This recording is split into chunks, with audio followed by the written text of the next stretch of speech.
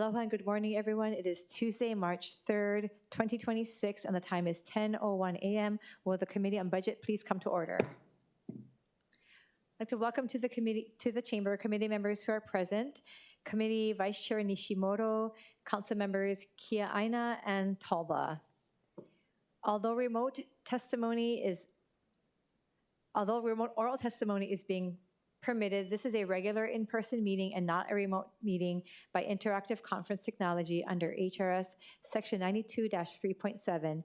Therefore, this meeting will continue notwithstanding loss of audiovisual communication with remote testifiers or loss of the public broadcast of the meeting. Members of the public will be allowed to provide oral testimony on all items on the agenda in two ways: in person in the council chamber and remotely via video conference or phone. Remote and in-person oral testimony will be allowed when each agenda item is taken up. Before testifying, each person shall state their name. Each speaker may not have anyone else read their statement and is limited to a 1-minute presentation on each item. As both English and Hawaiian are official languages of the state of Hawaii, pursuant to Article 15, Section 4 of the Hawaii State Constitution and Section 1-13 of the Hawaii Revised Statutes, members of the public may testify in either language. For oral testimonies offered in Olelo, Hawaii, additional time as may be necessary will be allowed for the testifier to provide an English translation of their testimony. All persons who have registered to testify in person will be called upon first. When your name is called, please come up to the testifier podium. Persons who have not registered will be given an opportunity to testify following the registered testifiers. After in-person testimony has concluded, I will proceed with remote testimony via video conference or phone. When I call your name, please monitor your screen and follow the prompt to unmute. For those who are joining us by telephone only, please press *9 if you wish to testify, and I will identify you by the last 3 digits of your phone number.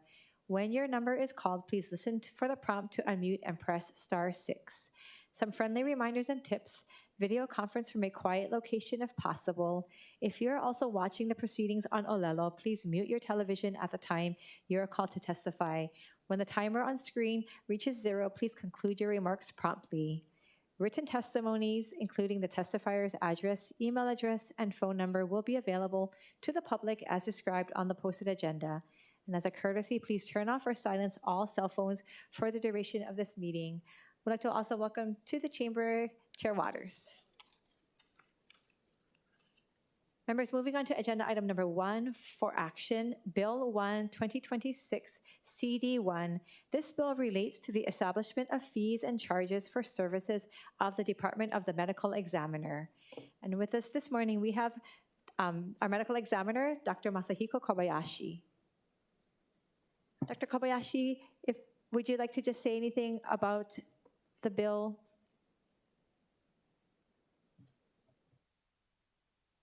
Good morning. Thank you for the opportunity. Yes. So this bill actually doesn't make any new services, but it simply allows us to recover the actual costs and for these non-mandated services. So this is really important. Thank you, Dr. Kobayashi. Members, any questions for the medical examiner? Thank you. Seeing none, thank you, Dr. Kobayashi. We'll now proceed with in-person oral testimony in the council chamber. Clerks, do we have any registered or non-registered in-person testifiers for this item? Chair, there are none. Thank you. Proceeding on with remote testimony. Clerks, do we have any remote testifiers for this item? Chair, there are none. Thank you. Seeing no testimony, members, we are in discussion. Seeing no further discussion, the chair recommends that Bill 1, 2026, CD1 be reported out for passage on 3rd reading. Any discussion, any objections, any reservations? Hearing none, so ordered. Thank you, Dr. Kobayashi. Moving on to agenda item number 2, Resolution 26-34. This resolution authorizes a total transfer not to exceed $3,193,954 in general fund monies from the provision for homeless activity current expenses character of expenditure, consisting of $1,932,795 to the community-based development activity salary character of expenditure, $480,759 to the Community-Based Development Activity Current Expenses Character of Expenditure, and $780,400 to the Community-Based Development Activity Equipment Character of Expenditure to cover salary expenses, current expenses, and equipment required to fund the expansion of the Homeless Outreach and Navigation for Unsheltered Persons HONU program. And with us this morning, we have from the Department of Community Services Director Anton Krucky. Aloha and good morning, Director Krucky. Good morning, Chair, members of the Council. Anton Krucky, Director, Department of Community Services. With your approval of this, what this would allow is an expansion of the HONU program. It's been a very successful tool for us in the city where we can take people on a 24/7 basis and take them right to HONU, where it triages them. That might triage them to a shelter, might have them go back home. Sometimes we fly back to the mainland, sometimes into treatment. And so we had 4 tents and we wanted to expand to 8 tents. And so these funds will allow us to fund HONU for both the equipment, the supplies, and the personnel.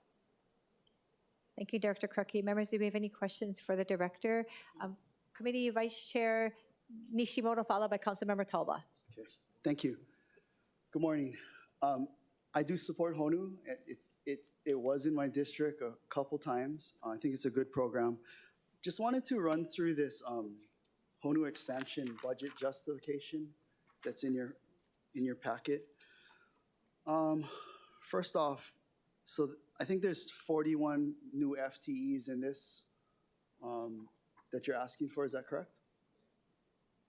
Yes, it's a 24/7 operation, so you have multiple shifts. Right. How many FTEs do you have now for the one location? A little short of that number, 38. Okay, so it's or about something like doubling that. Yep. Okay. I see you have 108,000 for 3 community service specialist position. That's the first line item on this chart. That's like $36K per person. Is that correct? Say the question again? So you have 108,000 basically for 3 community service specialists, 5 positions. That's $36K per person. Is that correct? Yes, these are sort of entry-level positions out there doing this work, right? Okay. And then for operating costs, you have $239,000 for contracts for services required for the implementation of a second HONU location. What exactly is that? Well, we look in the budget process going forward, the new budget, we look at developing a second HONU. Okay. And so to do that now, to be able to tee that up, we wanted to put the money in here to help develop the plan to do that. So what our plan is as an administration is to move to 2 HONU operations. We'll see that in the following on budget. Okay, but these are contract services to who? Yeah, the reason why they're contract services is because for us to have them as regular employees of the city, we'd have to do a reorg. And so that's our plan next year, is to develop a reorganization to get, so it's not like a contract where you'd think I'm gonna go hire a consultant. These are contracts and positions, right, as if they were employees. And then, like I said, we wanna do a reorg now that HPD, HONU's come over to DCS from HPD, to do a reorg to turn those into regular positions.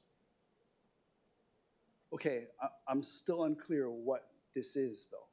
So it's $239,000 for contracts for services required for the implementation of a second HONU location. What exactly is that? There's a lot of planning, not just the people, but a lot of planning to bring that together to be able to set up, the next HONU. And so we'd like to be able to do that with as limited amount of break as possible. So this is to hire consultants to do that, or? Well, these are the costs around the people. These are more operating costs. So it'd be city employees that would be doing it'd be your employees that are doing the planning already though, right? Well, that's correct, but it's the on-site operations where they do logistical planning. But this money is just for the services around that. When people are doing their work, it takes money to support them, but these are more operating costs. So it's like equipment and stuff? That's the budget that we're presenting. Okay, I just didn't know what that was. Yeah. And then a few lines down from that, you've got 112,000, and it's labeled additional funding to existing contract to account for increased capacity for HONU. I don't exactly know what that means either. Though these two seem ambiguous to me. I have no idea what that means. So I'm just asking, what is that? Well, I think in that line item per se, there's a concept that happens when every time you increase, there's activities that happen not just for the increased services, but all the way down the line because you have more people there. So we were just budgeting along the way of our expenses that we have. So that's for like additional electricity and Yep. showers and maybe Yeah, and then you meals? hit a threshold, and all of a sudden you need, new Okay. parts, you need new activities, Okay, new so- bunk beds, new So this is beds. kind of buffer funding for stuff that may come up that you don't maybe anticipate. Well, we already have increased the capacity, so these are some of the experiences that we've had. Okay. Okay, I just was unclear what this was. Thank you. Thank you, Chair. Okay, Director, I get several questions, okay? HONU is in my district right now. I'd like to know, is it working? And can you give us some stats on the progress made so far? Thank you, Council Member. While we've been in Waipahu in your district, in that period of time from at the end of February, we had intakes of 314 people. And so that's 314 people off the streets into HONU. And as you know, HONU then triages them into other centers. And so of those 314, 165 were triaged into shelters, back to the mainland, to their homes and such. So HONU continues to, for the people that come in, continues to be a 50 to 65% success rate. Okay. How many people have gone through HONU in the last year? I'd say, I don't have that number in front of me, but I Okay. would easily say it would probably be about 800. Okay. Is the goal to have HONU in all 9 districts? Now, right now, the goal is to have 2 HONUs, Okay. and then we'll continue to move them around. All right, so, at one point, we're told that the homeless individuals within the 1-mile radius were required to enter HONU at one time. Is that the case right now?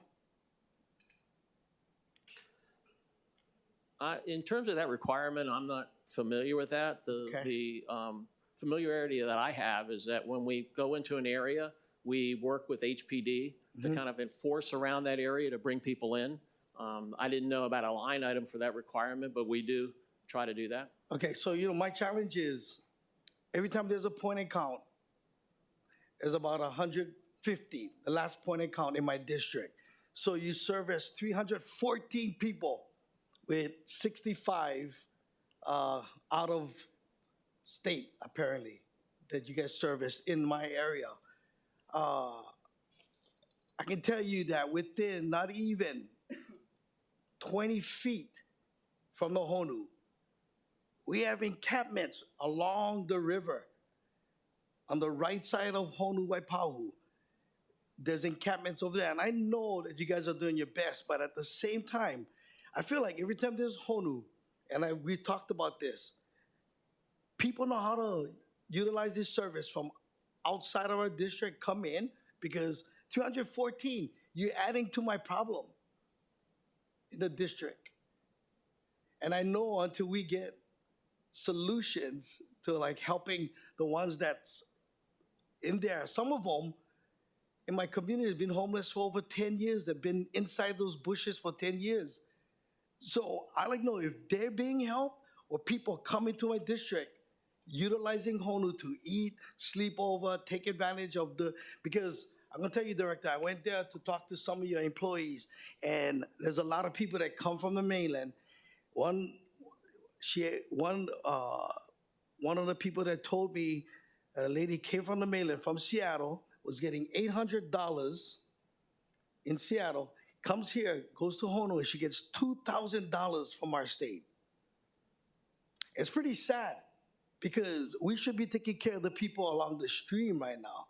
That's supposedly only 150, but I talked to a lady who's homeless, because you guys know I'm out there just about every week trying to clear up space so that we can utilize, undeveloped parkland for residents in our community so that they can enjoy the park. Instead, I get rubbish, I get homeless, and I talk to the homeless people out there. They tell me, oh, they cannot get into Honolulu. They cannot get help in Honolulu. And when I posted a video, when the rains was out there, people were responding like, they're not accepting the people that we should be helping. So I just need to know if this is working, because we are asking for a lot of money to help. And I want to get people help, but we helping the people that need the help right now in my community. And I'm pretty sure that everybody in their community see the people who've been homeless for a long time get help. And I go out there every week, talk to the same people, and they tell me that they cannot get into Honolulu. So that's just my take. I want to do whatever I can to work with you to get that. I know we're trying to get shelter, to find a shelter on my side of the island, and I think that will help a lot. But yeah, it's just troubling. That's all. Thank you for those comments, and we've interacted on a regular basis on this subject. I do want to make a comment about during the rains. Honolulu is not an emergency shelter under evacuation terms, and so Honolulu is tense. So when there's a storm, we have to take those people and evacuate them, which we did to a park, right? So they're not the place you take people in evacuation. When the EOC declares an emergency and they open up shelters, that's where the homeless go to, right? That's the regular emergency shelters. For the folks there saying they can't get into Honolulu, call us. I'll send Core out there and they can get them into Honolulu if that's their rule. Oh, that'd be but a lot awesome. of times they just say that as a way to move on. So That'd be awesome if I can get Core to go, and I'll be happy to go with them because I know the residents already. Yep. I'm telling you, Director, the people that's out there that's been there for almost 10 years said they cannot get into Honolulu. That's I just want to make sure that we are servicing the people in the community that need the help right now. thank you. Thank you, Councilmember Talba. Director Kraki, if I could kind of ask an additional question, and I appreciate Council Committee Vice Chair Nishimoto and Councilmember Talba and their input, especially Councilmember Talba, because this is something that's impacting his community. But you did mention that the transfer of the funds is to provide almost like an additional twice as many tents, going from, is it 4 to 7? Is that what I heard? Yes, 4 to 8 tents. 4 to 8 tents, okay. And the goal is to create a second Honolulu. So at the current Honolulu, there's 4 tents, or? No, what it does is it expands the one Honolulu. And so Honolulu reconfigures itself based on the clientele. So we may move at one time 2 tents maybe for families. 1 tent would be for couples. And, so with 8 tents, it allows us to reconfigure Honolulu on a regular basis to meet the clientele we have.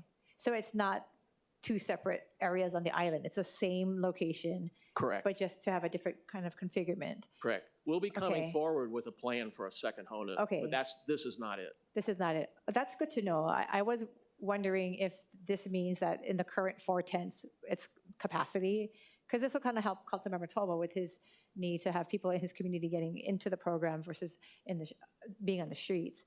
So is that what you're saying, that currently we have a need, like double capacity, so that's why we need the double amount of tents? Yes, I think that the numbers show for the amount of intakes that we can take, that we can take more. And CORE has increased its staff, so we expect more people to be intake from CORE as well. Okay. So currently, is that what's happening, where you had capacity and then you had people wanting to enter in, but you haven't been able to? Is that what's been happening? There are times that we get full. Okay. You know, the average stay of someone there is about 9 days, 10 days. So, you know, it'll open back up again. We do take referrals from service providers. We take referrals, you know, they're doing outreach on the street, some walk-ins. But most of the ones really always reserve spaces for HPD and for core. Okay. And can you remind us how long is the core program, that the tents in one location? What's the period of time before it moves? The general nature would be 90 to 120 days. Okay. And the goal is to get a second. Again, I thought this was, you're going to have two separate so that we could have one in one area. Do you have another plan for that? We have another plan for a second. And is that also going to be an 8 tent, or are you starting off with the original 4 tents? Well, the current plan capacity? is to replicate it in its current model. But as we do that work and that planning, if a different setup looks like the right one, but it still would be a 24/7 receiving that triages people into their next step. Okay, thank you so much. Members, any further questions for the director? Thank you, Director Krupke. Thank you. Members, we'll now proceed with in-person oral testimony in the council chamber. Clerks, do we have any in-person testifiers for this item? Chair, there are none. Thank you. Moving on to remote testimony. Clerks, do we have any remote testifiers for this item? Chair, there are none. Thank you. Seeing no testimony, members, we are in discussion.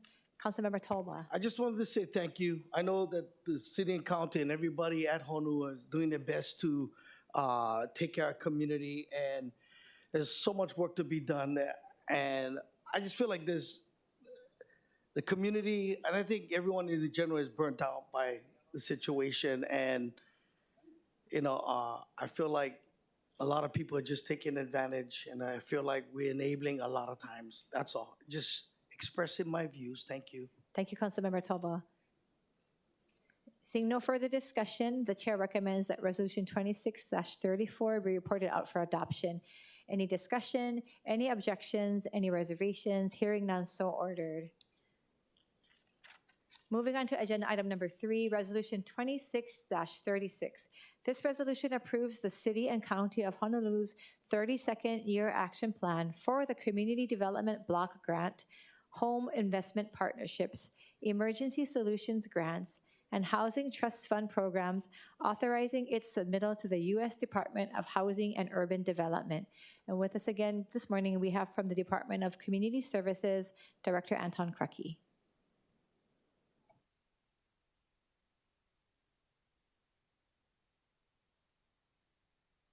Thank you, Chair. Anton Krupke, Director, Department of Community Services. So this resolution allows us to submit our action plan, which is a requirement that we submit this annually to HUD so that we can receive their funds. You know, it covers all the facets of what we do, and then that supports the con plan that we have. So we kind of organize the activities we have and report that to HUD, and we need the council's approval to do that.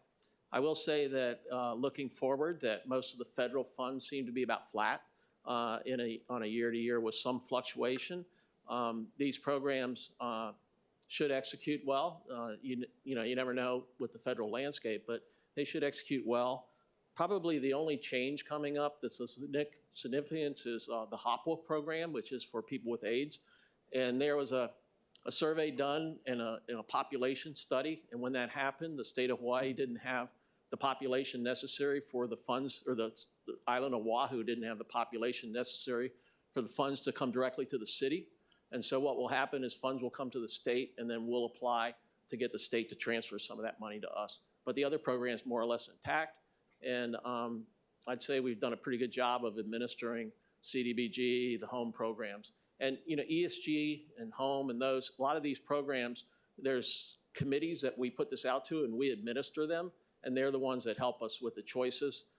Then we put that together, and then the MD approves them, and then we come to council for your approval. Thank you, Director Krupke. Members, do we have any questions for the director? Councilmember Kia'aina. I don't know if I have questions, but shouldn't be surprising. Just a disappointment in the CDBG program. I feel like you don't care about what certain council members feel about diversifying the CDBG program.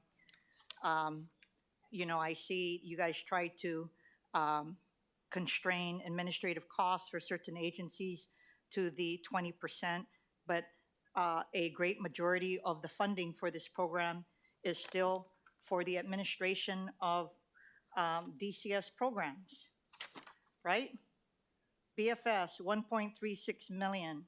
Community Assistance Division, 193,000. Community-Based Development Division Administration, 237,000. And all of these are for positions. Work Readiness Program, 693,000. The outcome, approximately 120 people experiencing homelessness will be provided services. That's a lot of money for only servicing 120 people. Teamwork Hawaii, 656,000. Planned activities, 200 low to moderate income individuals be provided services to improve and stabilize their employment. What are the actual outcomes of this?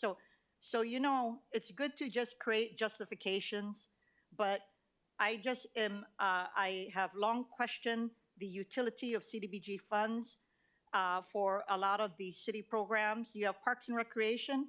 You guys committed to me that you would start winding down and not funding programs. Now, of course, when you say resilient surface replacement at playgrounds, sounds good, right? But we passed the transient accommodations taxes sliver of funding for Parks and Recreation, about $8 million. Why are you continuously going to departments to try to ask what they want? Because I saw your alternate projects, HPD, headquarters, walkway renovation, doors replacement, fire protection equipment. No one is going to disagree with the merits of this, of the projects. What I disagree with is how you guys are using CDBG as a piggy bank for city services. Community, CDBG, Community Development Block Grants. I keep on saying it, it's not city. So I'm concerned about this. What do you guys do? Do you guys not listen? Why do you keep on going out to agencies and say, tell us your wish list?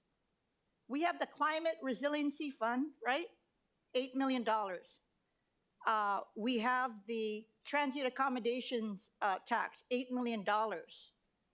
And we have no problem because the intent was to fund government services. Why are you raiding the CDBG fund when nonprofit organizations that help our homeless communities are out there who have the capacity to be able to get projects to service these communities or for acquisitions, renovations of buildings? Why, what is going on here?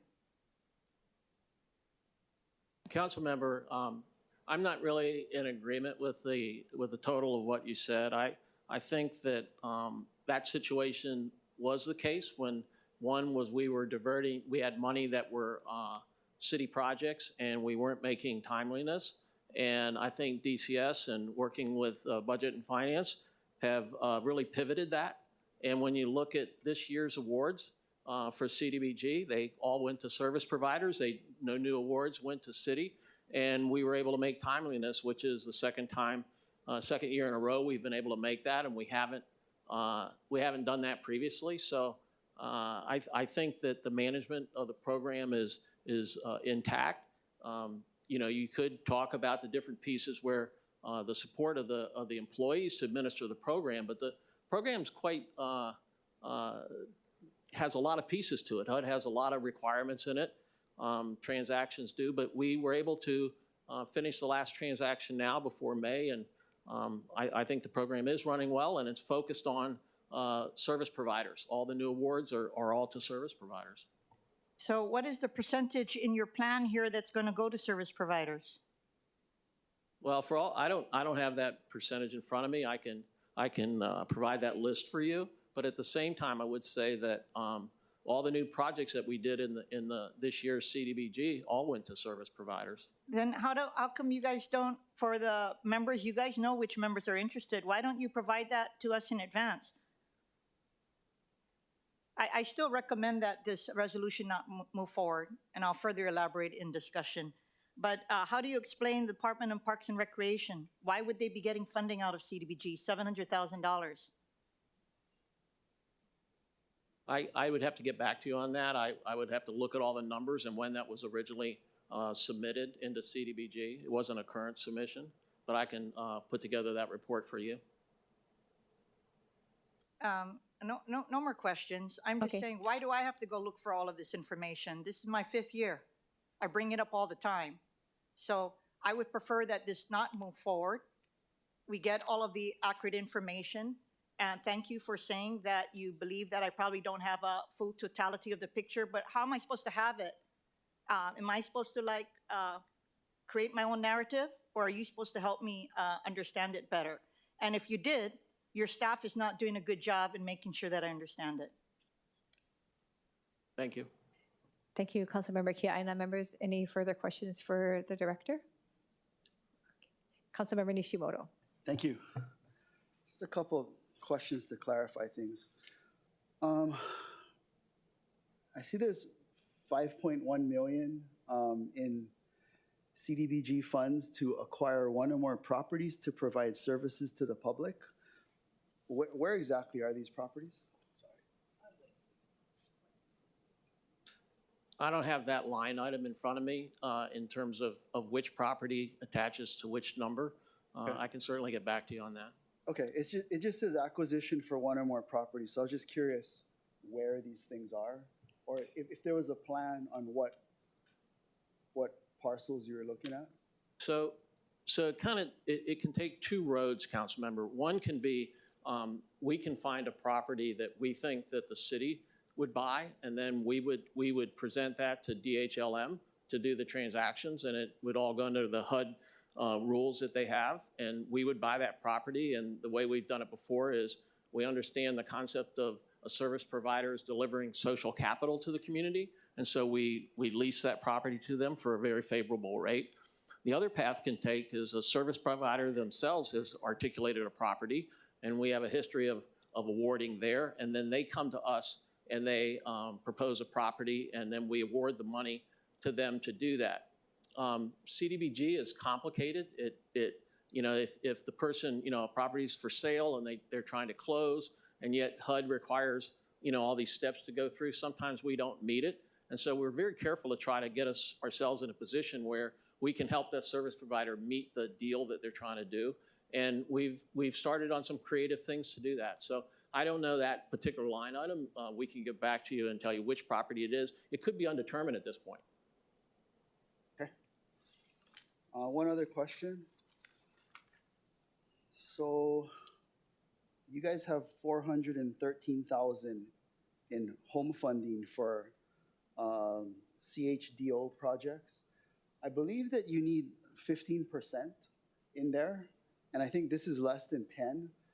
Can you tell me how you guys plan on getting to the 15%? I don't have in front of me a plan to get to 15%. I will tell you the challenge there is there aren't enough of those organizations to bid on projects. There are very few in the community, and they're not very active. Okay, so there's no plan, but you're going to try. Not at this point. But we have to report that category to HUD for the action plan. Okay, thank you. Thank you, Committee Vice Chair Nishimoto. Any other questions, members, for the director? Thank you, Director Krucky. Members, we'll now proceed with in-person oral testimony in the council chamber. Clerks, do we have any in-person testifiers for this item? Chair, there are none. Thank you. Proceeding now with remote testimony. Clerks, do we have any remote testifiers for this item? Chair, there are none. Thank you. Members, we are in discussion. Councilmember Kiaina. I respectfully ask that this measure be deferred into the next meeting. And I will work with the director and his team to just get a better understanding. I do know that someone sent to me just a one-pager that really doesn't describe anything. Everybody knows I'm interested in the nonprofit sector. And since the director is saying that there's all these wonderful things, I'd like to be briefed on it just so I better understand the pattern and where they're going in the future. From what they're presenting, I get nothing. I do see that they have labeled it city or nonprofit for property acquisition for $5.1.8 million. and just want to have a better understanding of what their plan is. Thank you, Councilmember Kiaina. Councilmember Tolba. I support Councilmember Kiana's, thank you. Thank you, Just wanted Council. to support. Okay, thank you, Councilmember Tolba. I do appreciate the questions that have been raised, especially Councilmember Kiaina. We know that you've been an advocate for the nonprofit. You've always been a proponent for grants. So I do appreciate you asking those questions to the director as well as Committee Vice Chair Nishimoto. I think it would really be interesting, it would be important for us to receive the information, Director, based on some of the questions or all of the questions that were raised and the concerns. And that you said that you would be willing to have the information provided to us. I know some questions were not answered today.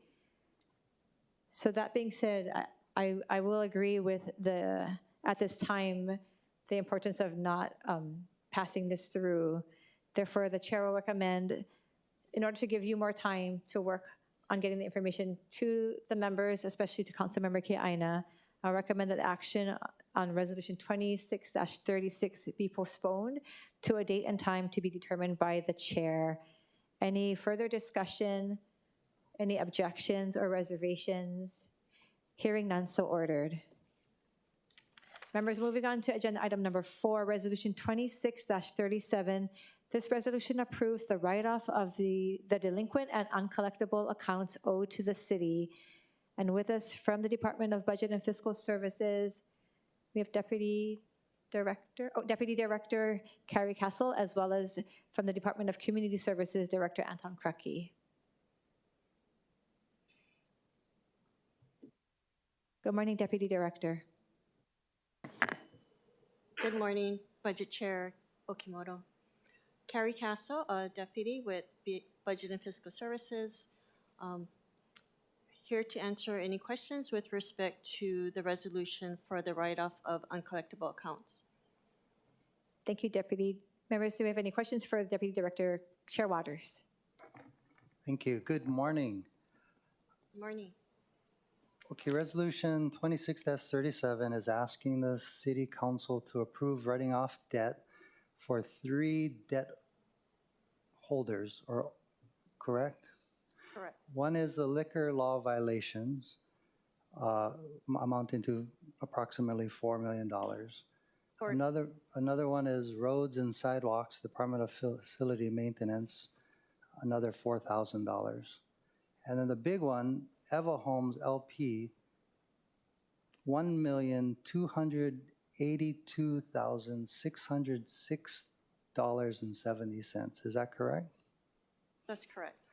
And then I note in testimony and budget communication 83 from Director Kawano saying that the collection agency pursued all legal means of collection and the accounts have been returned uncollectible by the collection agency. Is this the department's position with regard to the 3 uncollectible debts? Yes, so with respect to item number 1, the $4,021 with that belong to the Liquor Commission, it goes back to 2019. We've exhausted our efforts to try to collect on that debt. Similarly, on item number 3, which is Department of Facilities Maintenance for $4,000, $4,333, also exhausted our efforts to collect on that $4,000. With respect to the 1.2, almost $1.3 million, I have Director Krucky here to provide further information on that. That item goes back to, well over 20 years ago. It began in 2006 through 2011. It's an accrued interest amount on a LIHTC program that ultimately was not put forth. And so it's the write-off of accrued interest. But again, I'll have Director Krucky provide more information on that. So this happened back from 2006 to 2018, and it was well before your administration. But I'm just looking at EAH's housing website, They claim to be the largest nonprofit housing developers in the country. And then when we pulled IRS data from this website called iCandid, it looks like they have $219,425,966 in unrestricted net assets. So we're forgiving them 1.2 million when they have 219 million in unrestricted net assets. Do you think that's fair? I think on this one, I'm gonna ask Director Crockey to speak on this. This program falls under their purview. All right. So.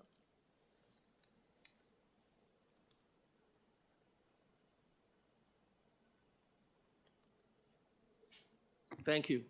Anton Crockey, Director, Department of Community Services. This action came about because of them not acquiring the loan. So in 2000. But was that the deal, that if they don't acquire the loan, we're not going to charge them interest? Well, was that part of the deal up front? Or did they go into this knowing that it's a risk? I mean, you weren't here at the time, so it's hard to put that on your shoulders. But again, when they have $219 million in unrestricted net assets, why are we forgiving the $1.2 million? What did they tell you? So in the 2011 deal, when council approved that, the action didn't include, when it restructured the loan, it didn't include the write-off of that amount, and that's why that amount just sat there in the books, 1.2 million. And so since that action didn't take place in 2011, what this says is that at this point in time, you write off that 1.2. It really, you know, when they restructured the loan in between that, there are the loans in place and they are executing them and working there. This is a leftover line item from the 2011 council transaction. So what exactly is the 1.2? It's actually closer to 1.3, as Deputy Director pointed out. What is that from? Well, that was the original loan that they had. That was the interest that was accrued on the original loan. And then when they didn't get the LIHTC financing, you're then they saying went a interest different path. accrued on a loan from the city? The city loaned them the money? Like, are we paying off the interest to a bank? Has to be. I don't know the answer to that Yeah. question. Because it's the accrued interest on a loan, but what's the loan? Well, the loan that was there was to enable them to leverage the LIHTC money to do the development. And then the LIHTC money was not secured. And so instead, to get the project moving, they restructured new loans and broke the deal into the three pieces. That's the Eva Villages LP, 2, and 3. And so they have an executing loan in those that are doing it. And so when they walked away from the original deal that we did, the council, according to my notes, the council transaction took care of that, but didn't take care of the remaining interest that was due. And so that just sat on our books. Okay. I mean, does anybody else at the table understand what's going on here? It's not really clear to me, Chair. No, I appreciate you bringing up those questions, Thank you. especially with the amount that, if you're saying that they had those amount of assets. But maybe you're asking, Chair, and maybe Director Crockey, so the 1.3 million, if this is not written off today, if we don't approve this, what's possible, what could happen? It would Are we negligent of something? Would just stay on our books as a non-payment. So there was a deal, then that deal fell through, and then they went ahead for the development and did a new set of loans, and they're working on that, and they're executing those loans. And when we got rid of that deal that didn't go through, we got rid of it, but we had this last line item that stayed there, and the action wasn't taken in 2011 to get rid of that. And so this just comes back and addresses the last of that action from when that deal was terminated. So at post-2011, when this was first, I guess it ended, why is it being brought up now? Has it been brought up before, or is this the first time that we're addressing this uncollected debt? I don't know the answer to that. Chair. Deputy Director, So, Chair Okimoto, so you're correct. At the time, as Director Karki is saying, when the program ended and it didn't go through, the accrued interest that was recorded on the books, it should have been also, I guess, accounted for at that same time. It sits in a different account, and that's perhaps why that this accrued interest receivable, which should have been written off, wasn't. And now here we are, many years later, we have to take care of it from an accounting perspective. It's an entry as opposed to a collection. and this amount, that's been stable, that's the amount that was back in 2011. If it's accrued interest, has it just compounded since then, or this is the No, amount from back then? that's the amount. Okay. Okay, thank you. Members, any other questions? Council Chair Waters. So what attempt have you, either of your departments, made to let the council know these facts? I guess I'm concerned that you just come to the council and say, hey, forgive this debt, and just expect us to just rubber stamp it, when none of this stuff that you're saying today is in any of your testimony. Again, I want to read your testimony from your department, which says the collection agency pursued all legal means of collection and the accounts have been returned uncollectible. That's what you guys put on paper. None of this that you're talking about today is anywhere in your testimony explaining where this 1.2 million is coming from. So perhaps we should defer this matter. It's not going to hurt, it's just going to be on the books, but until we get further explanation. Okay, maybe Unless during, there's anybody else on the table can explain to us what this is about. Chair, maybe I'll go to testimony and then we'll have discussion, and at that time, the members can discuss if they have any further concerns. Thank you, Director and Deputy Director. So at this time, we'll proceed with in-person oral testimony in the council chamber. Clerks, do we have any in-person testifiers for this item? Chair, there are none. Thank you. Proceeding now with remote testimony. Clerks, do we have any remote testifiers for this item? Chair, there are none. Thank you. Seeing no testimony, members, we are in discussion. Chair Waters, now, Same request, thank you. okay. So seeing that the chair has some concern that he kind of wanted to get a feel, I would like to also, it is a resolution. Members, did either of you have any further discussion, any concerns based on the questions being raised and the discussion had so far? No. Okay, seeing no further discussion, I guess I would just ask one more time, if this measure is not, and it does a resolution, it will go to full council, but if it is not, if we don't address the uncollected debt at this time, what would happen again, if you could repeat? I'm just trying to make sure that we are not going to be penalized at some Yeah. point. No, so it's a accounting entry that we would need to make to write it off of our books. And so until such time that it is passed, that this amount will sit as uncollectible. Thank you. And I can understand, just in the limited accounting background I do have, that it is as a balance sheet. So as long as it sits there, you have to have the account receivable and payable. Okay. That's correct. Okay. Chair, seeing that no other members in the committee had any other concerns, I am at this time, will recommend that be reported out for adoption. And then I'll leave it with you at that point, unless you had further. Well, I'll tell you this, I'm not going to schedule it for full council. So if they want this taken off of their books, and by the way, it just sits there. It doesn't affect anything whatsoever with the city and county's books, right? It just forgives this debt. But if you're going to pass it out, I'm telling you, I'm not going to put it on for adoption until we get answers on why, right? So it's up to you. Okay, no, I appreciate that. And I think this will help us if the department could then, if this does proceed, the chair, council chair would like to have more clarification.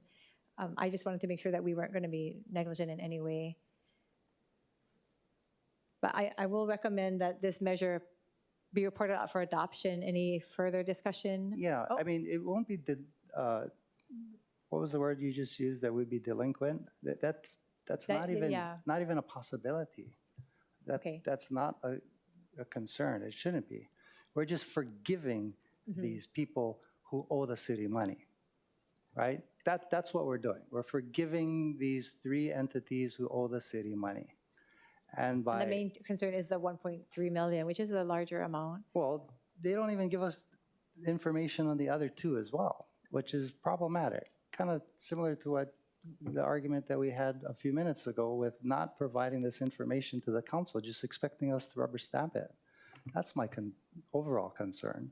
Okay, fair points, fair points. Okay. Okay.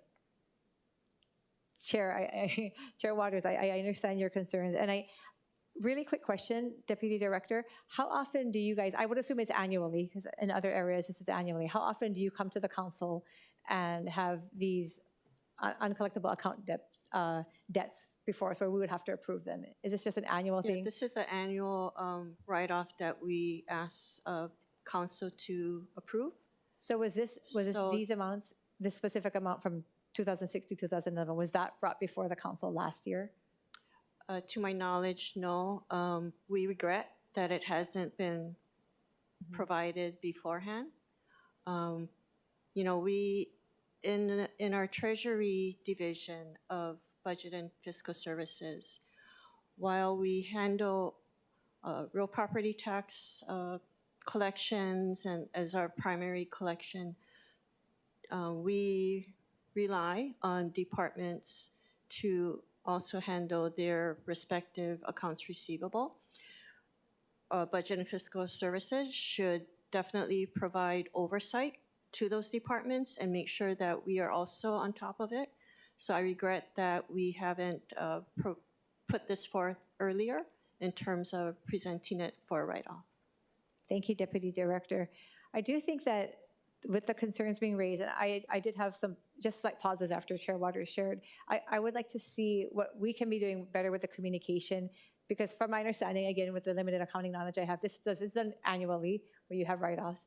I am confused or concerned why this wasn't brought up previously, and what can we do moving forward? I think just hearing again some of the concerns that were brought up, if there's a way that we could have better information provided to us, because we are very mindful, I know I am, when it comes to the taxpayer dollars and and I know as well that you guys are. I understand from your perspective, it's a matter of just balancing your balance sheet right now. I understand that, especially when it Yeah. comes to the uncollectibles. Yeah. Again, I apologize. Unfortunately, we have this old item that should have been brought forth earlier to get approval to be written off. So I appreciate Chair Waters' question, and it is noted that when we have something of, especially of this magnitude, that we, provide more detailed information. Thank you, Chair Waters. Yeah, thank you. Actually, if you read the resolution, the title is Approving the Write-Off of Uncollectible Accounts Owed to the City. So I mentioned it, according to the IRS data, they have 219 million in unrestricted assets. So what they're asking is not uncollectible, right? So I could, if you like, I can turn to budget and say, what efforts have you made to collect the money? Because what you're asking us is to write off uncollectible amounts. I think actually this probably, number 2, Evo Homes LP, should probably be in a separate resolution, because did you make any effort to collect this debt? And if so, show us the effort. Yeah. I guess because this program did not actually move forward, this is an interest accrual. And at the time that the program ended, we should have, at that time, did an accounting entry to remove the accrued interest. So your point is taken as far as like the approval of uncollectible. This is a accounting entry. But is it collectible or not? And if not, why not? Yeah, we should have it was, so when, And you said the collection agency, what collection agency was referred this account? I'll That- just call them and ask them yeah, so, if you can't provide that information. I will need to get back to you on which particular collection agency assisted with this collection. Okay, thank you. Thank you, Chair. I saw Director Kawano join us. Director Kawano, did you want to add anything to the discussion or some of the questions raised today? Thank you, Deputy Director.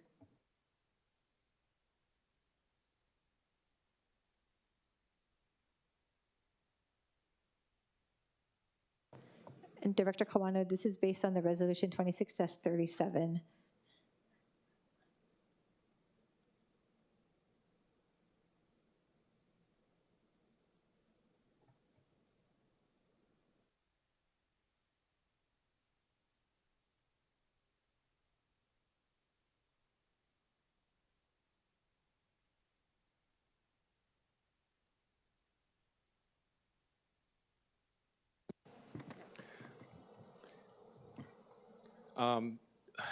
Good morning, Budget Chair Okimoto, Chair Waters, and Honorable Council members, Andy Kawano, Director of Budget and Fiscal Services.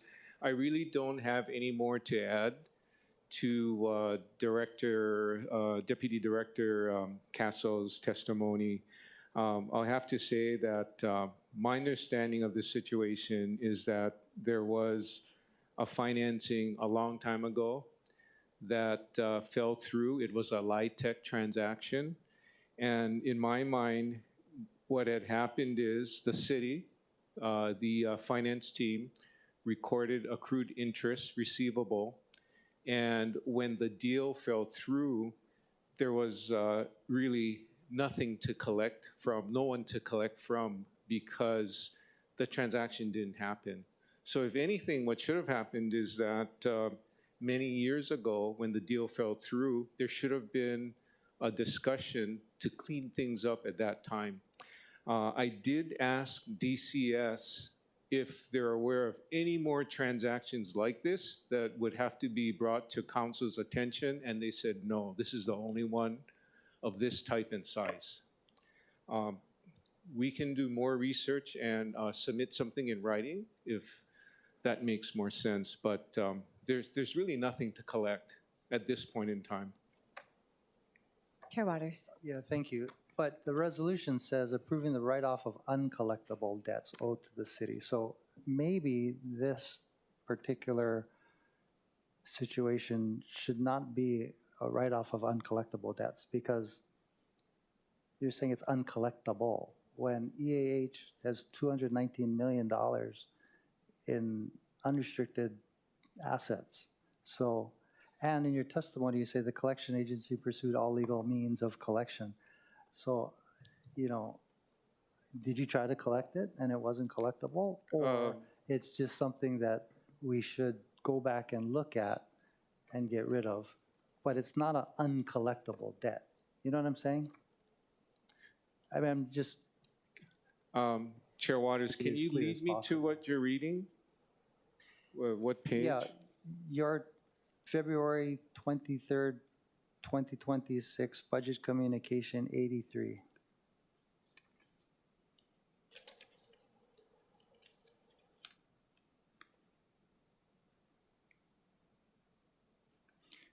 In the second paragraph, last sentence, second to the last sentence, the collection agency pursued all legal means of collection, and the accounts have been returned uncollectible by the collection agency. So that presumes that you had a collection agency going after EAH and that it was uncollectible. And I'm just asking why.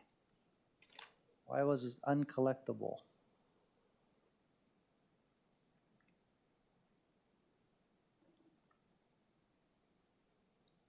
So it's in the resolution, and I apologize, what paragraph? Attached Exhibit A, paragraph 2.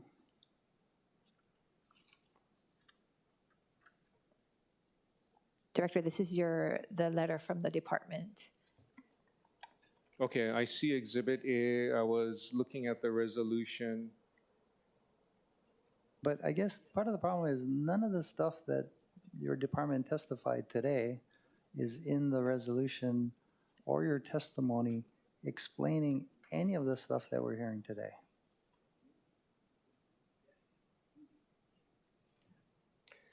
I don't think that second paragraph in Exhibit A applies to the $1.282 million.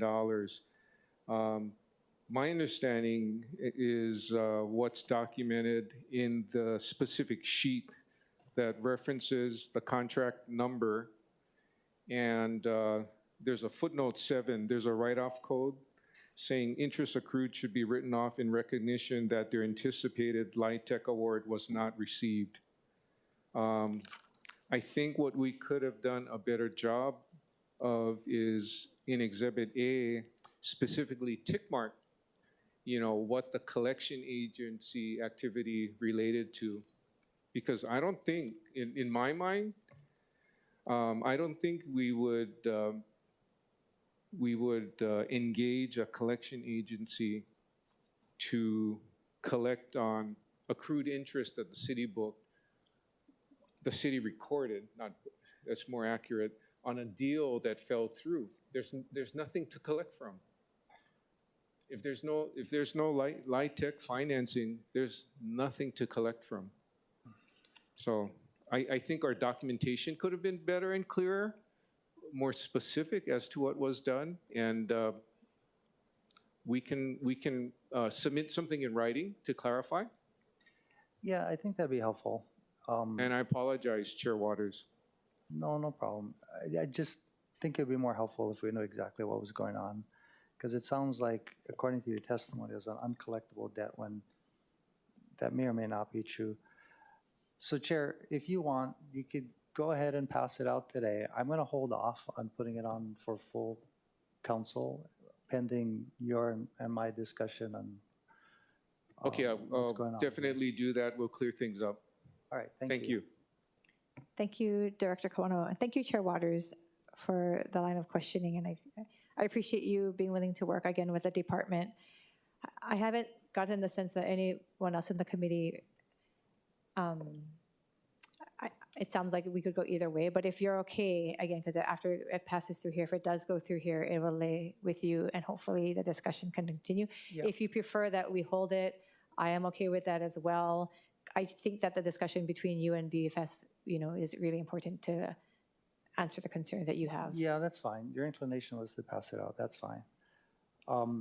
But just note my reservations. Okay, thank you. Okay, noting the reservations of Chair Waters, the chair recommends that Resolution 26-37 be reported out for adoption. Any further discussion? Any other reservations? Any objections? Okay. So again, noting the reservations of Chair Waters. Seeing none, so ordered. Okay.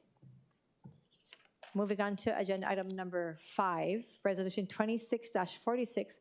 This resolution authorizes a transfer of funds not to exceed $540,000 in Hanauma Bay Nature Preserve Fund monies from the Department of Parks and Recreation, Recreation Services Activity, Salaries, Character of Expenditure to the Department of Parks and Recreation, Recreation Services Activity, Current Expenses, Character of Expenditure for fiscal year 2026 to meet budget shortfalls for security guard services. And with us today, we have from the Department of Parks and Recreation, Deputy Director Kehaulani Pu'u. Good morning, Deputy Director. Hi, aloha, good morning, Budget Chair Okimoto, Chair Waters, and members of the council. Kehau Pu'u, Deputy Director of Parks and Recreation, here to respond to any questions regarding our request to transfer funds within our Hanauma Bay budget to cover security services. Thank you, Deputy Director. Members, do we have any questions for the Deputy Director? Chair Waters. Hi, thank you. Could you explain what this is all about, please? So basically, in our fiscal year 26 budget, we're short on coverage for our security contract for Hanauma Bay. And so what we're requesting to do is transfer from salaries into current expenses in order to cover the gap. Okay. And Hanauma Bay has a special fund. Is this touching the special fund at all? Yeah, so this comes out of that fund, which is used to fund operations for H-Bay. Just out of curiosity, you know, the Friends of Hanauma Bay are very active. Did you get a chance to talk to them about this transfer? No, I'm not sure. I would have to check. However, these are all within the these all fund Hanauma Bay operations, not other operations outside the city or any other parks. So it's pretty legit. Okay, but you know that the Friends of Hanauma Bay are very active. They sued the city at one point. And can you remind us how much that ended up costing the city? I don't know that figure offhand, but It was over $10 million, right? Over $10 million. So, you know, just want to make sure that we dot our I's, cross our T's, check with them. so these funds, Chair, are to provide security for that nature preserve, which, although I'm not sure if we've talked to the Friends of Hanauma Bay, I am sure they would fully support. You know, Hanauma Bay is unique, unlike our other parks, which are on a different security contract. And so, unfortunately, our budget doesn't meet the need. And so we do need these additional funds to finish this out through the fiscal year. Thank you, Chair Waters. Councilmember Kiaina. Hi, I don't have a problem with this, but I do have a question because I have a lot of people from my district who are very active with just making sure that you get the necessary resources for the various programs at Hanauma Bay. And I understand that you have a Hanauma Bay education program. People are very concerned about its continuance and the direction of it. What is the status of that program? Mahalo for asking. So actually, we just submitted our recommendation for a vendor who would take on that program and carry out operationalize the program. I don't think I can disclose any Okay, more but can info. that vendor be a nonprofit organization? Yes. Okay, It and is a you know who all the players are? Yeah? Okay, I just want to let you know, I get a lot of people from my district just inquiring. They just want to make sure that it moves forward and that you continue the good work of that program so that you don't have someone who doesn't know what they're doing getting the contract. Thank you. Mahalo. Thank you, Councilmember Kiaina. Okay, members, any further questions? I did have a question, a quick one, hopefully, Deputy. Could you explain for the fiscal year why the cost for the security guard services increased? Yes, I can do that. So, you know, we submitted the budget for this line item over a year ago, and we budgeted based on past expenses, you know, over past years, and then we did increase the budget a little bit. Unfortunately, when we went out for a contract, while we did get 3 bids, due to some circumstances, we needed to go with this one vendor. There was only one vendor in the end who was eligible, and it is this one. So we do see that it's high. It's a high cost for security. So we are hoping to, you know, we're going to come upon contract renewal and hope to find a more, I don't know, economical option moving forward. Okay, thank you very much for the clarification. Members, any further questions for the Deputy Director? Okay. Seeing none, we'll now proceed with in-person oral testimony in the council chamber. Clerks, do we have any in-person testifiers for this item? Chair, there are none. Thank you. Proceeding on with remote testimony. Clerks, do we have any remote testifiers for this item? Chair, there are none. Seeing no further testimony, members, we are in discussion. Seeing no further discussion, the chair recommends that Resolution 26-46 be reported out for adoption. Any further discussion, any objections or reservations? Hearing none, so ordered. Moving on to agenda item number 6, pursuant to Chapter 3, Article 15, Revised Ordinances of Honolulu 2021, the committee will review and evaluate the Salary Commission and make recommendations to the council on whether the charter provisions establishing the commission should be retained, amended, or repealed. Members, it is my intention to receive testimony from the commission and the public on the report submitted by the commission and to have discussion among the members today. Then I will propose that we postpone consideration of this item to our March 31st, 2026 committee meeting so that the committee can prepare a draft report and recommendations for consideration at the next meeting. With us today, we have from the Salary Commission, the Chair, Sarah Guay.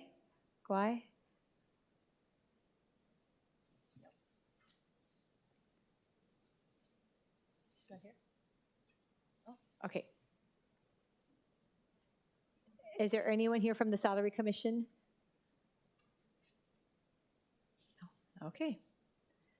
Members, we are in discussion. If you have any, okay. We'll now proceed with in-person oral testimony in the council chamber. Clerks, do we have any in-person testifiers for this item? Chair, there are none. Thank you. Proceeding now with remote testimony. Clerks, do we have any remote testifiers for this item? Chair, there are none. Thank you. Members, we are in discussion. Seeing no further discussion, the chair recommends that action on this matter be postponed until the next scheduled meeting of the committee on March 31st, 2026. In the interim, the chair will take the matter under advisement and prepare a draft report and recommendations for consideration at that meeting. Any discussion, any objections or reservations? Hearing none, so ordered. Moving on to agenda item number 7, pursuant to Chapter 3, Article 15, Revised Ordinances of Honolulu 2021, the committee will review and evaluate the Real Property Tax Boards of Review 1, 2, and 3 boards and make recommendations to the council on whether the ordinances establishing the boards should be retained, amended, or repealed. Members, it is my intention to receive testimony from the boards and the public on the report submitted by the boards and to have discussion among the members today. Then I will propose that we postpone consideration of this item to our March 31st, 2026 committee meeting so that the committee members can prepare a draft report and recommendations for consideration at the next committee hearing. With us today, we have Administrator Stephen Takara from the Real Property Assessment Division of BFS. Is Mr. Takara here? Oh, good morning, Administrator Takara. Thank you for joining us. Good morning, Budget Chair, Vice Chair, Chair Waters, Floor Leader Kiana, and Councilmember Tobo. How can I help? I'm sorry, I just walked in. I went out a little while. Did I miss something important? What's happening? We are on agenda item number 7, and this is related to the evaluating the Real Property Tax Boards of Review. Okay. And make any, if there's any recommendations, I did say that I will be postponing action on this item. However, if you have anything that you'd like to share with us at this time, because we will be each other before the March meeting. Oh, no. Just available for questions. If I can connect the dots and make any sense, I'm available. Okay, members, if we have any questions for Administrator Takara. Councilmember Kiaina. Can you talk to me about any vacancy challenges that you're having with regard to the board's capacity? Yes, it's always a challenge. It's always been historically a challenge. We're luckily or fortunate that each year, hearing or week goes by, we able to meet quorum, but it's always a concern. So we just recently had a new board member, I think, recent resolution, but we're always looking for replacements because existing board members are on for a while. They actually go past their. Okay. How many members total? I think there's, I want to say 5 or 6 each, but we're short like 3. Oh, that's terrible. Okay, I think I get one. A tax attorney. Please. Yeah, so I know they're busy right now, but this would be their hobby. Yeah, so we always ask, when we do public outreach, we always ask for interest or, you know what? Participation. Ask us, because I've been helping the chief of staff with other boards where people have expressed an interest, but I do recall when I talked to a tax attorney in Kailua, they had expressed interest in this. So sometimes just reach out to us, and if we know more, then we don't have any. But I know for me, I get plenty of people, for No, different please, commissions. yes. Just ask yes. me. Yes, please, because they go through the vetting process as well, Yeah, yeah, right? yeah. Go through council Okay. resolutions. So, Thank you. Yes, thank you. Thank you, Councilmember Kiana. Always a wealth of resources and knowledge. Appreciate it. Members, do we have any other questions for Mr. Takara at this time? Okay, seeing none, we will now proceed with testimony. Clerks, do we have any in-person testifiers for this item? Chair, there are none. Thank you. Proceeding now with remote testimony. Clerks, do we have any remote testifiers for this item? Chair, there are none. Thank you. Members, we are in discussion.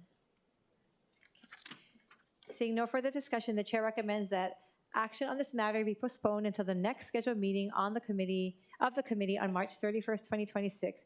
In the interim, the chair will take the matter under advisement and prepare a draft report and recommendations for consideration at that meeting.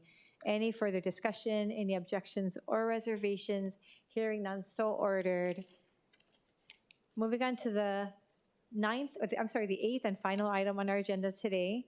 For discussion purposes only, members, we will be discussing Bill 78, 2025. This bill relates to parking. And with us today, we do have from the Department of Transportation Services, Director Roger Morton. Aloha, Chair Nishimoto, pardon me, Chair Okimoto and Vice Chair Nishimoto. My name is Roger Morton. I'm Director of Transportation Services. I want to thank the council for having us make this presentation to council. There is no action requested today. This is a complicated area, requires substantial consultation. But our summary is our objectives are pretty straightforward. We are attempting to modernize our parking system within the city and county. We are attempting to make paid parking more accessible and more available. And we're trying to tackle some of the significant deferred maintenance that we have on our parking structures. I'd like to introduce our presenter today, which will be Chris Clark. He is the division chief of our Transportation Performance and Development Division, and he and his staff will be leading us through a presentation, and we will be available for questions. I'm sure there'll be many questions. Thank you, Director. Aloha, good morning. Thank you for being here with us, Chris. Good morning. Thank you, Chair Okimoto and members of the committee. So my name is Chris Clark. I'm the Chief Planner in the Department of Transportation Services, as was mentioned, and we just have a few slides here today just to kind of give you some background on what is included in this proposed bill. And I appreciate you including it for discussion today. As was mentioned, we do think there'll be many questions. We don't have all the answers. You folks are more familiar with what's happening on the ground. And so really appreciate the feedback if we can make modifications to get this to a place where it would be acceptable to you. And we did include as part of this transmittal, the second after the cover letter is just a one-page summary. So if you're interested in that, that shows a fact sheet of what's included in this bill. So much easier to read than reading through the whole bill to get you oriented. And we wanted to start with some background on the parking program in the city. Obviously, many of you've all seen parking meters, but really, how does it work in the city? Who's involved? What departments play a role in this? And so just to illustrate that, on the first slide here, just kind of demonstrating if you see a parking meter, it actually takes 4 or 5 different divisions of departments within the city and county to actually install that meter. So the top of the meter you see there, the solar panel and the credit card payment, that meter head itself, that comes from the Department of Transportation Services. And then when you pay with your credit card, that transaction, all the back office components of that, we're doing that work. Our traffic engineering division is the ones that are drawing the plans to install the signs or the paint, the markings that go on the street associated with any kind of parking control, just like they would with a stop sign or a crosswalk or any other traffic control device. That's included in the traffic schedule, and they're doing the engineering and the design on that. The Honolulu Police Department is responsible for that coin base. So underneath the parking head meter is where the coins go. So HPD, they collect the coins. They also do the enforcement, issue citations. So they're a key partner in this.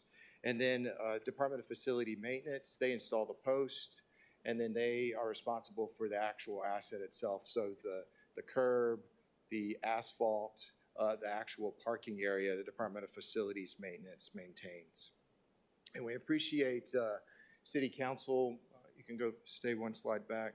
We appreciate City Council supporting us over the last few years. We've upgraded all of the parking meters to be these credit card enabled meters currently. And that also gives us some options to pilot some other technologies. So you're probably familiar with the post office lot that's just across the street. It has single space meters. That's a good example where it's really not efficient for us to have individual meters. When it was coins, that's what we had to do. But now that we can use smart meters, that's a location where it'd be better for us to take the meters up and put in a single pay station. So then if someone was parking there, they would pay at the pay station and then put a receipt in their window for it to be enforced. That's more efficient for the city because instead of paying a service fee with each meter and maintaining each meter, going around and collecting the coins on each meter, you just go to the single pay station.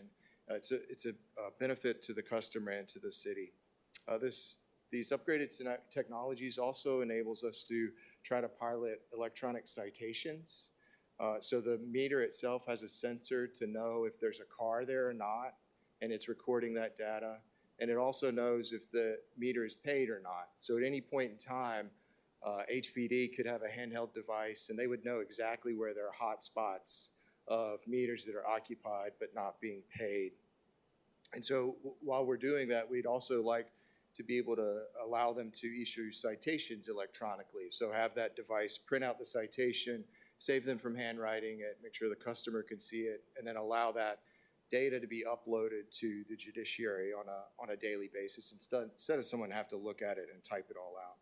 So we appreciate council support so that we can work on those upgrades. This on-street parking program also includes about 850 stalls that are in surface parking lots, like that one I mentioned at the post office, but also various lots all over the island, Kailua, even here at the Civic Center parking structure many of you park in. Those are parking meters that are operated, that are DTS responsibility. And all of this system isn't cheap to do. On the left, just showing some of the staff that are involved. There are about 11 staff at DTS that are primarily, the bulk of their responsibility lies with parking. There are about 20 staff that are fully engaged in managing this parking program. And then not full-time, but there are 33 staff within the Department of Facilities Maintenance. They put the signs up, they put the posts up. It's not the bulk of their responsibility, but it is part of their responsibility. And so their salaries, of course, are costs incurred by the city that are associated with maintaining these parking meters. In addition to that, we also have about 3,000 stalls that are in surface, that are in parking garages or lots that we don't manage through city staff or HPD. In these cases, we go out to a concessionaire. So we'll put out a bid, and then we'll let not the low bid, but the high bid. So the person who wants to give us the most money would win. They maintain, they're responsible for staffing it, buying the equipment, and also any kind of security or safety or common area maintenance fees associated with those lots. So it's a big part of our program. And in the scale of things, though, this is really small in the bigger picture of the number of parking stalls that are on the island. There's about 2.6 million parking stalls. There's, 1 million cars. And so this sort of makes sense. But really the whole parking overall takes up a huge footprint of the land mass of our island. And so what we're attempting to do here with Bill 78, as the director mentioned, is two main goals. First, to increase the turnover and the access to public parking stalls. So you can think about Chinatown as an example, where we have lots, and we also have on-street. It's easier maybe to, if you find an on-street stall, to park there, but often they're full. And so what we'd like to do is modify the price so that we're encouraging people, if we lower the price in the off-street stall, parking garages, more people would be encouraged, even though it takes another couple minutes to go into the garage. They would do that if they're going to stay there for 4 hours or 8 hours or a long day.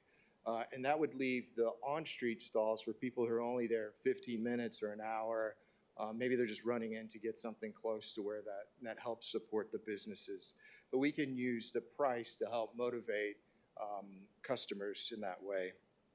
And the other piece to it is, if there's stalls that are on street regularly available, really every block should have at least one open stall if we've done our job correctly and the price is correct. That way you're not having to circle and circle and circle to find a parking spot. And so what we're proposing with this bill is that if the lot is too full, that we would increase the price. If it's kind of right in the middle, we would keep the price the same. And if the lot's too empty, then we would lower the price to try to attract more customers. And so this would be subtle. What we're proposing is 25 cents every quarter, every 3 months.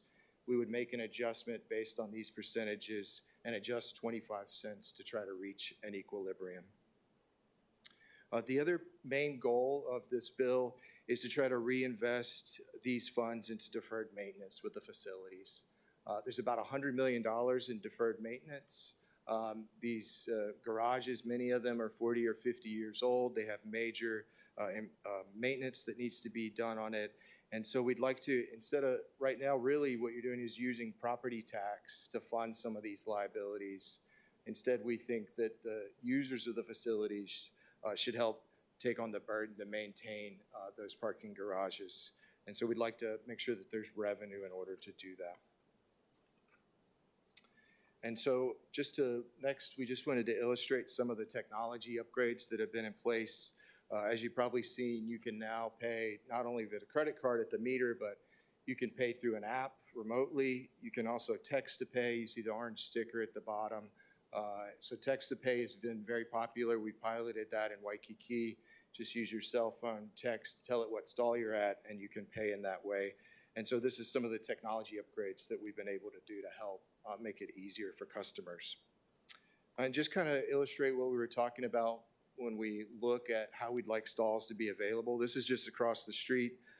This is an example where we'd like to use price to make sure that we have some space available. So if the price is too low, which you see on the right, you see cars cruising around, they're not able to find a stall. If the price is appropriately labeled, then that would influence behavior and a stall would be available. We'd also like to remove the tables, the very complicated tables that are in the ordinance, and simplify the text that's there so that it allows us the flexibility to be able to make these adjustments instead of having these fees hardwired in the ordinance. And so this simplified rate structure that's proposed in Bill 78 is 2 parts. On street, we'd propose a minimum of $4 and a maximum of $8. And then based on the last quarter of occupancy, we would adjust it. Obviously, we would tell the public what's happening. We'd provide a public notification, and then the meter would be adjusted. We'd only do this 25 cents at a time. So it's not going to be a radical, tomorrow this is not going to happen. If this ordinance passes, we would start with today's rates, look at the data, and then move it 25 cents. So if it was $1.50, it would go to $1.75. So it would be a gradual change. Once it reached that $4, it couldn't go back down, but we would implement it gradually. Off-street's a little different. We're proposing a minimum of $2 because we'd prefer people to be in the garages. There's more stalls in the garages. We prefer those to be full first, and then a maximum of 8. But this similar ratio, 60% and 90% adjustment based on the occupancy data. And so what does that actually mean? Looking back at Q1 a year ago, what that would mean, just looking at this quarter, based on these 9 boundaries that we've drawn up, about half the stalls were less than 60%. So in theory, they would be eligible for a reduction in the rate. About half the stalls are within that sweet spot between 60 and 80%. So there would be no change. And just looking at this period, this one period for these geographies a year ago, none of them would be in a position where the rates would be increased. And obviously that would change over time as the data, as we observe different patterns changing.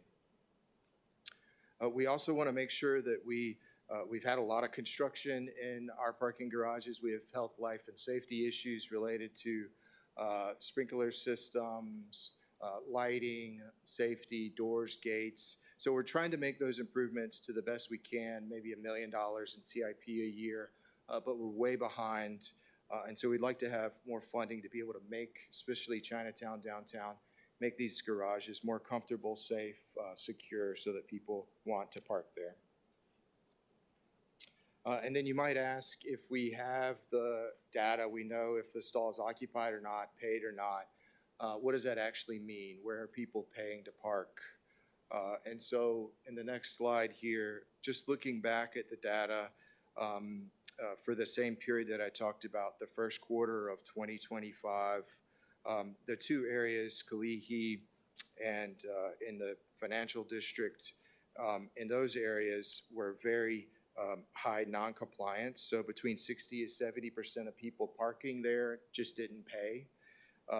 In other areas, the yellow, that's sort of in the middle, where there was some compliance, around 50% were paying while they were parking. And then the areas in green are doing well. 30 to 40% of people are actually paying for the parking that they're using. And so as you can see here, really there's really a need for some targeted enforcement so that HPD can get a higher rate of compliance, people paying for the service they're being delivered. And so thank you for your time. We're here to answer any questions.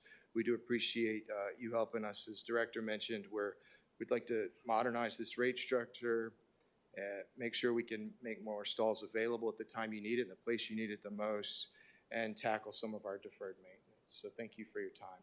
Thank you, Chief Planner Clark. Members, do we have any questions for Chief Planner, Councilmember Kiaina? Not a question. I do have concerns over this proposal and impact on users because we all agree with you with regard to maintenance. I don't know if we agree with you on the source of the funding. For this page, your thing is not, your PowerPoint is not paginated, but for the page that you have, you talked about what areas, you know, with the map.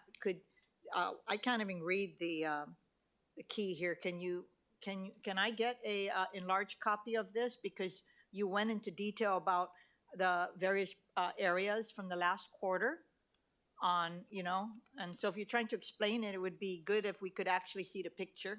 Yes, ma'am. So that we could better understand what you're talking about. And then, what is this thing here? You know, what do you call this? The way you explain it, whatever Oh, this is. yeah, you the know what I'm key, talking- the legend. Yeah, I kind of yeah. understand I that. couldn't either, but Cannot see okay, it. so I was But, trying to see if it was visible But online. appreciate it. I do know that we have some people here for and against this proposal. I look forward to hearing the testimony.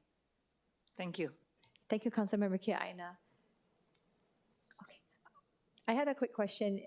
When you were on the page that talked about the increases, what page number this is, increased pay public parking turnover access, and how the rates will be adjusted based on the progressive parking scale, based on if the lot is too full, you would increase it. If it's lower, you would lower it. If it's empty, and then if it's just right, you would keep the same.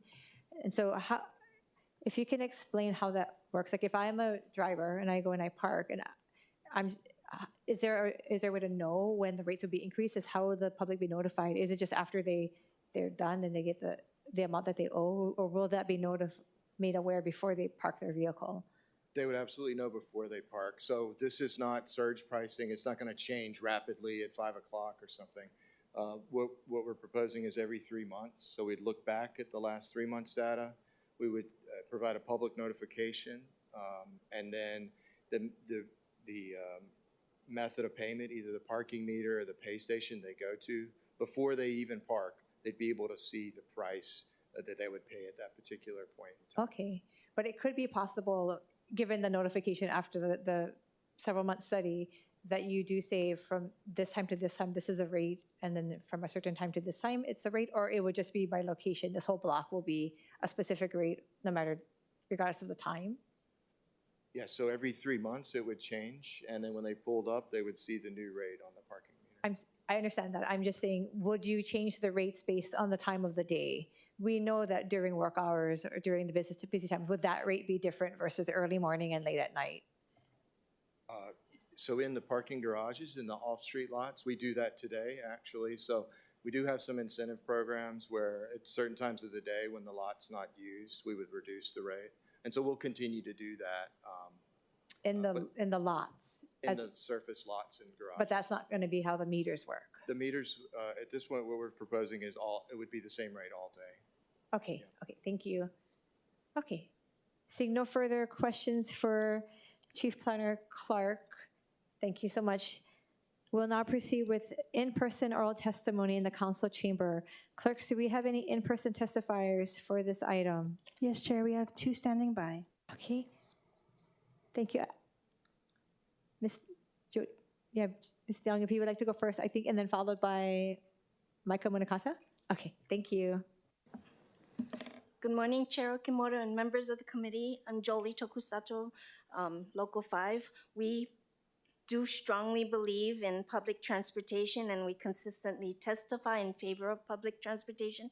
That said, putting parking meters in neighborhoods with adjustable rates isn't good for struggling working people. Hardworking people who have to have a car because they need to drop off their keiki before they work, the ones who have to buy groceries in bulk because they need to save money, the ones who have double jobs or need to put equipment to work, those who work late at night.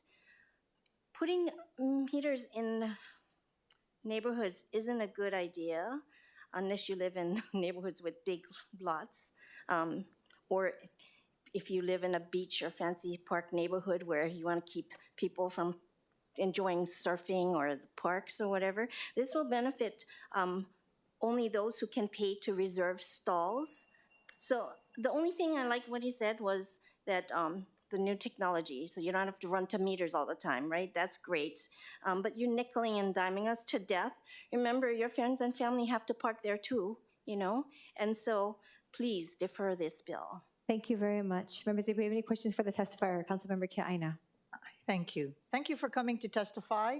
I do have a question because, you know, this idea that the ones on the streets should be for short timers and we funnel everybody to the garage.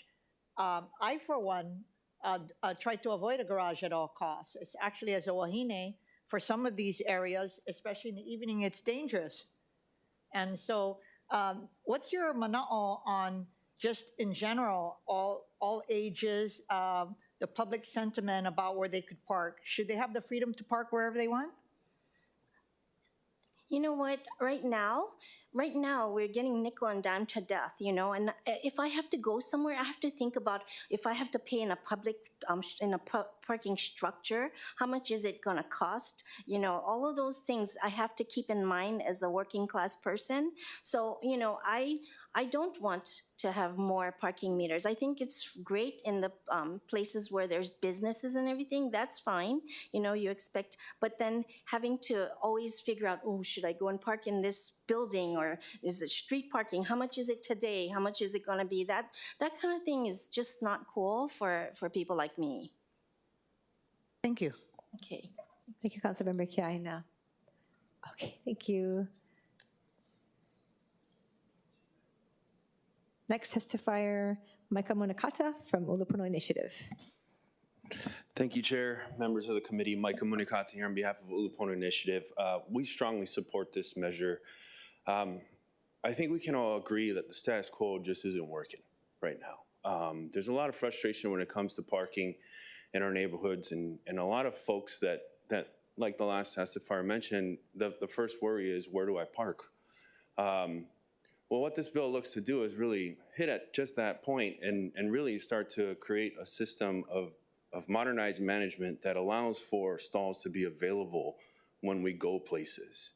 And a lot of that is done through the tool of pricing. So I do think that this bill puts us at a pace where we see a lot of other jurisdictions, especially on the mainland, such as California and San Francisco and whatnot, that do something very similar to really address problems like this. If we're looking to create less congestion, if we're looking to create access for businesses, then pricing really does become a tool that's very important. So we do find this particular measure to put us in a good place, along with some of the other parking measures that have passed in recent years for DTS, like restricted parking zones.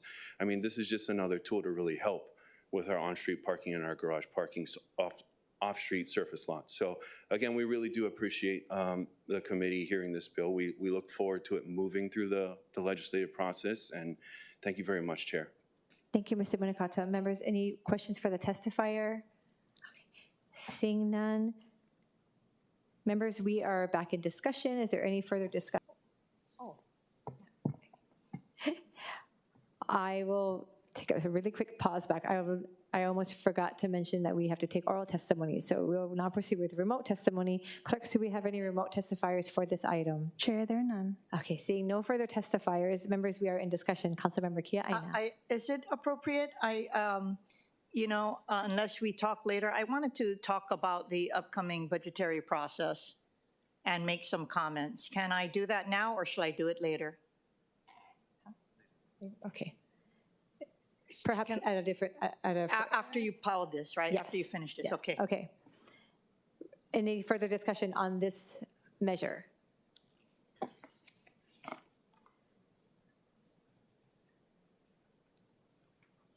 Okay, seeing no further discussion for agenda item number 8.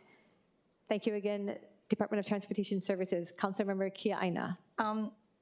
Chair, I wanted to make a comment about the upcoming budget hearings and the individual meetings that we seem to be having with agencies. I don't know about you, but of course I'd like to meet with, I'm sorry? Councilmember Kia Aina, I apologize. I was actually instructed that this discussion cannot be had. Why? I'm not asking for anything. I'm just talking about it. In the, I didn't have it on the agenda. It's not on the agenda for this committee hearing. Why? The full council has announcements on anything. Can she talk about announcements? Okay, according to OCS, no. Okay, well, let me just, okay, so you guys can rule me out of order. I just want to express concerns over the fact that we have budget hearings next week, and all of the agencies are trying to see us this week during committee week. I have 19 scheduled individual agencies, and all I'm saying is that whether it be through your direction or the city administration, it has to be done better. I was not looking forward to have 6 to 8 hour meetings next week, and now my full schedule is impacted this week.